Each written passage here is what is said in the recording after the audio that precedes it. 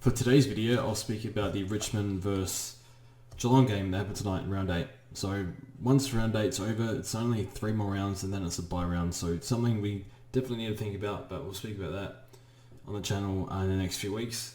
But yeah, we will review a few players. The Geelong forwards really got a hold of no Grimes in defence, but yeah, they were just too hard to stop. So yeah, Geelong got up, so starting to hit their straps now. Slow start for them, but yeah. Anyway, we'll speak about the players, and I think we'll start off. I think we've got about 10 players to speak about.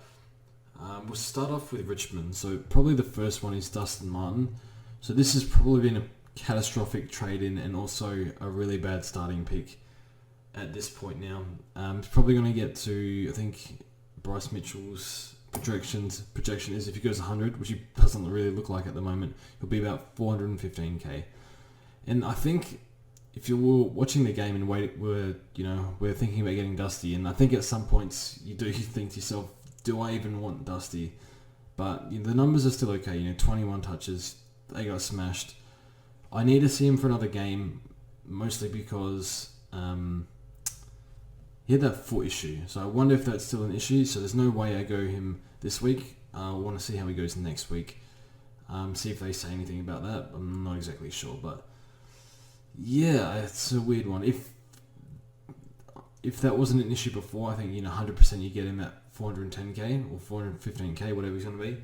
But just want to make sure he's okay. So I want to see him for another game. But yeah, just a 60 odd score for him. Pretty quiet, but lots of CBAs. Shea Bolton.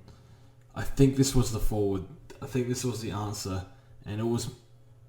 I know he's kicked 3 goals this week and last week, but he kicks goals every week, whether it's 1 or 3. So super damaging player and a lot of CBAs. And now Edwards could be injured, so 19 CBAs for Shea. So with Edwards possibly injured, I see maybe it's more time. Their midfielders just keep going down for the Tigers. So do I want him at 500?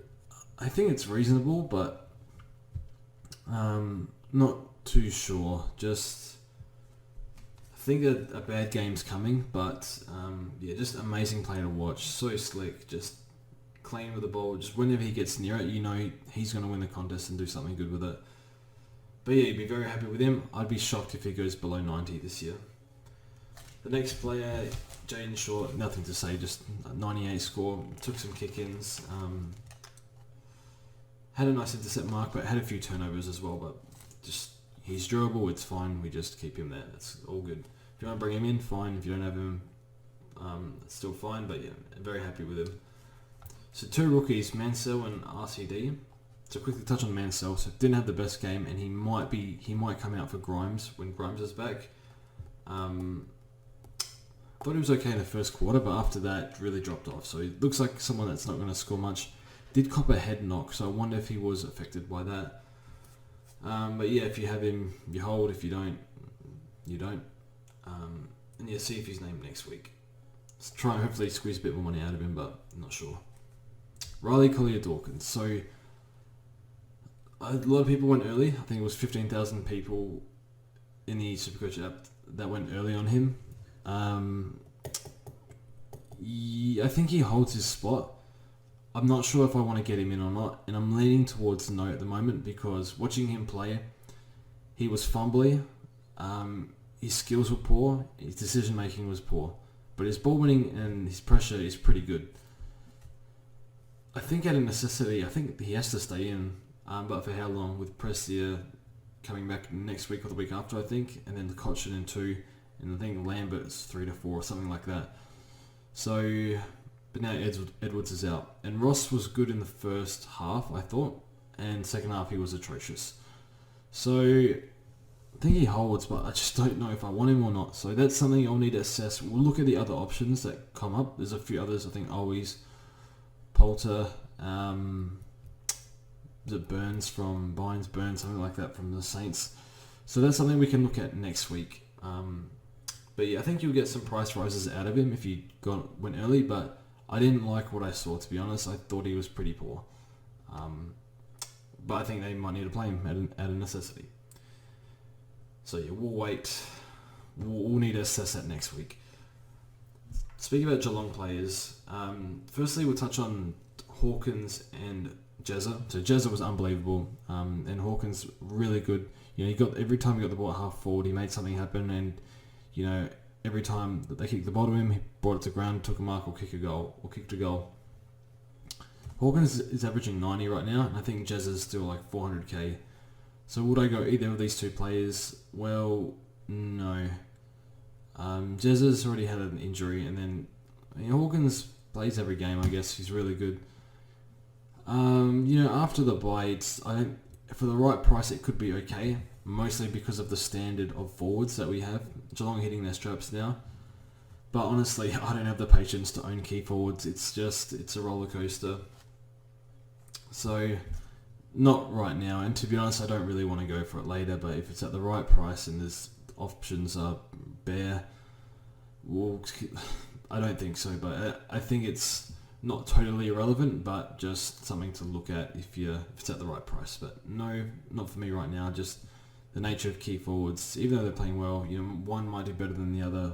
They're not going to win in landslide wins every week. So worry about another time, but I really don't want to put myself through that. Mitch Duncan scored really well again, mostly off a wing. So he had a calf injury in the preseason, had a hamstring injury last year. That's I'll leave it at that. Cam Guthrie, I actually think he's must-have. He's 600k, so if there's value elsewhere that you want, I guess you can skip him for now. I think his buy is really helpful. He's the one with that early buy, because my strategy in the buys has always been load up on the first buy, take a bit of a hit, try field 18, but take a hit, be well prepared for the next two. And I'm really struggling for players. Like in the forward line, I already have 3 players in that round 12 buy, but in defence I have Bose and GF, but in the midfield I have nobody but Power. So I feel like I want to get one player before the buys. Even though it'd be good to get him after the buys, I kind of want to get other players like Butters and stuff, depending on how that goes. But I want to get him in. I think he looks good. His ratio was pretty bad. I think Dream Team was about 140, scored about 117 Supercoach. His stoppage work's pretty good. He seems to find space really easily at stoppages, gets involved in chains around the ground, good kick inside 50. Just keeps getting the ball, and his work rate off the ball is really, really, really good. Just gets the contest pretty easily. I think we'll look at him next week. It'll depend. I wanted Ridley next week, but then I realised I'm only going to have him for 4 games, and he has a bye. And then I'd have to get rid of a player that will be playing during that bye. So for me, it's like, do I prioritise Ridley, or do I get someone that's going to help me in the bye rounds now? That's another story, but that's why I mentioned the buys, because we've got to think about how, do we just want to flip plays during their bye rounds? We'll get him in now. Just depends, and which rookies we want to hold. Anyway, that's another story, but yeah, I think Guthrie 610k. I think he'll be. I think I might get him in. We'll see what that does. This week I wanted to get May because he was so cheap, but felt like my hand was forced. Anyway, Tom Atkins, last player. A little bit disappointing after the first quarter. Decision making under intense pressure is pretty poor.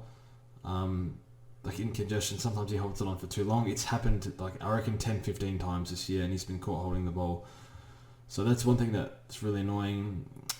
Kicking's okay, handballing's really good. Just a 65 I think from Atkins.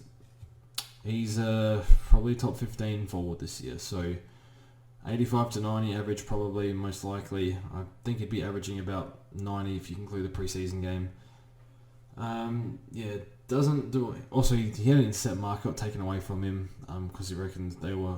It was called holding the man, but I'm not sure it was. But if that could have been a 75 instead of a 65 if that went his way. But thought he was okay. Just pretty poor after quarter time. So